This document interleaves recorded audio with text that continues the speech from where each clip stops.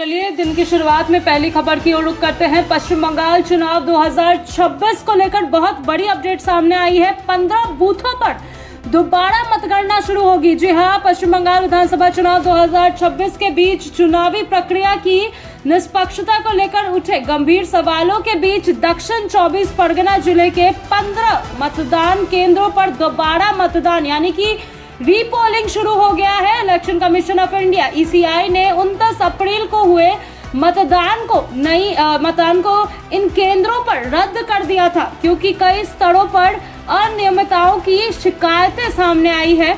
यह कदम चुनावी प्रक्रिया की पारदर्शिता और विश्वसनीयता को बनाए रखने के उद्देश्य से उठाया गया है। तो वही इसके अगले बार में मैं आपको बता दूं कि इन प्रभावितों मतदान केंद्रों का संबंध मुख्य रूप से मागरहाट पश्चिम यानी कि मागरहाट पश्चिम और डायमंड हार्बर विधानसभा क्षेत्रों से है, जहां चुनाव के दूसरे चरण के दौरान कई तरह की गड़बड़ी की रिपोर्ट सामने आई थी।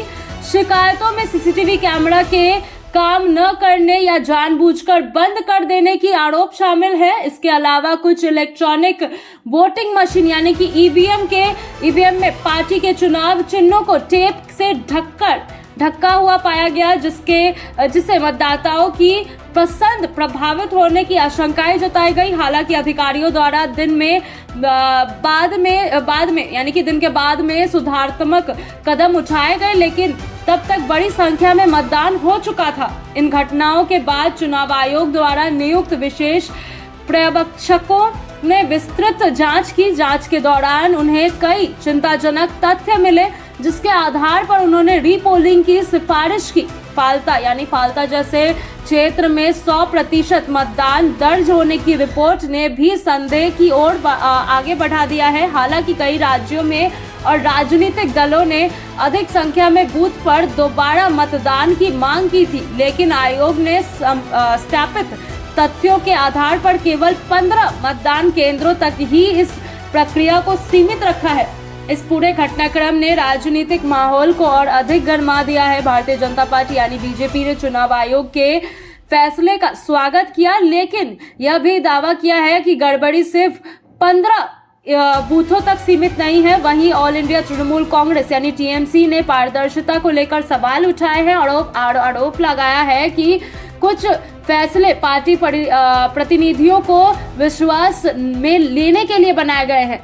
इस बीच वोटों की गिनती से पहले काउंटिंग स्टाफ की नियुक्ति और प्रक्रिया को लेकर मामला सुप्रीम कोर्ट ऑफ इंडिया तक पहुंच गया है। सुनवाई के दौरान यह आश्वासन दिया गया है कि मतगणना के समय TMC का प्रतिनिधि मौजूद होगा, जिससे पारदर्शिता सुनिश्चित की जा सके। रीपोलिंग के दौरान सुरक्षा व्यवस्थाओं को कड़े कर दिए जाएंगे। हालांकि सुरक्षा बलों की संख्या पहले जैसी ही रखी गई है, लेकिन निगरानी और नियमों के पालन पर विश्वास जोड़ दिया जाएगा।